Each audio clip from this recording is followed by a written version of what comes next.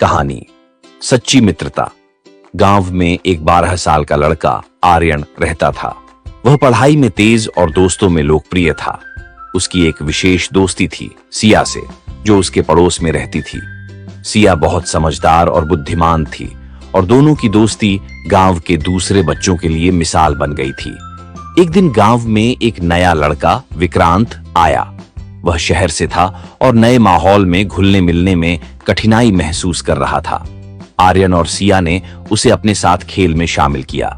शुरुआत में विक्रांत संकोच में था, लेकिन धीरे धीरे उसने आर्यन और सिया की दोस्ती का असर देखा और वह भी उनमें शामिल हो गया। आर्यन और सिया ने विक्रांत को अपने खेलों में शामिल किया। तीनों ने मिलकर खेलना शुरू किया और विक्रांत की मुस्कान वापस लौटने लगी। तीनों का समय हंसी मजाक में बीतने लगा।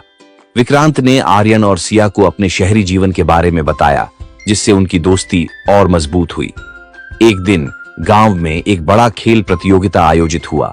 आर्यन ने सोचा कि वह और विक्रांत मिलकर क्रिकेट में भाग लेंगे, लेकिन सिया ने कहा, हमें सही तरीके से अभ्यास करना होगा। उन्होंने कई दिन तक अभ्यास किया। प्रतियोगिता के दिन आर्यन और विक्रांत ने पूरी मेहनत की, लेकिन मैच हार गए। आर्यन निराश हुआ, लेकिन सिया ने उसे समझाया, जीत और हार दोनों जीवन का हिस्सा हैं। महत्वपूर्ण है कि हमने साथ में खेला और कोशिश की।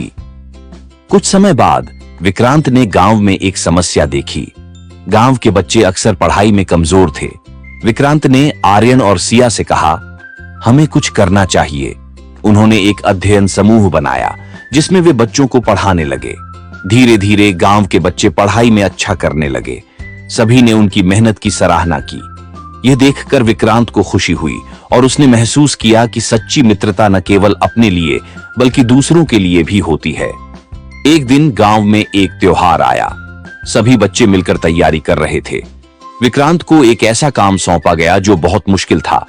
उसे एक नृत्य प्रदर्शन का नेतृत्व करना था, लेकिन कुछ दिन पहले विक्रांत बीमार पड़ गया। आर्यन और सिया ने विक्रांत का ख्याल रखा। वे न केवल उसकी मदद करते रहे, बल्कि उन्होंने नृत्य की भी पूरी तैयारी की। जब त्योहार का दिन आया, विक्रांत ने अपनी बीमारी के बावजूद प्रदर्शन में हिस्सा लिया।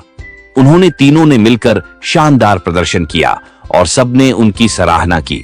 इस अनुभव ने विक्रांत को सिखाया कि सच्ची मित्रता में एक दूसरे का सहारा देना कितना महत्वपूर्ण है।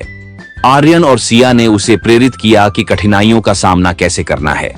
जैसे जैसे समय बीतता गया, आर्यन, सिया और विक्रांत ने मिलकर कई नई गतिविधियों की योजना बनाई। उन्होंने खेलों में भाग लिया, नाटक किए और समाज सेवा की। उनकी मित्रता और मजबूत हो गई थी। कुछ साल बाद जब सभी बड़े हो गए, आर्यन ने फैसला किया कि वह अपने गांव में एक स्कूल खोलेगा। सिया और विक्रांत ने उसका साथ देने का वादा किया। तीनों ने मिलकर एक नई शुरुआत की।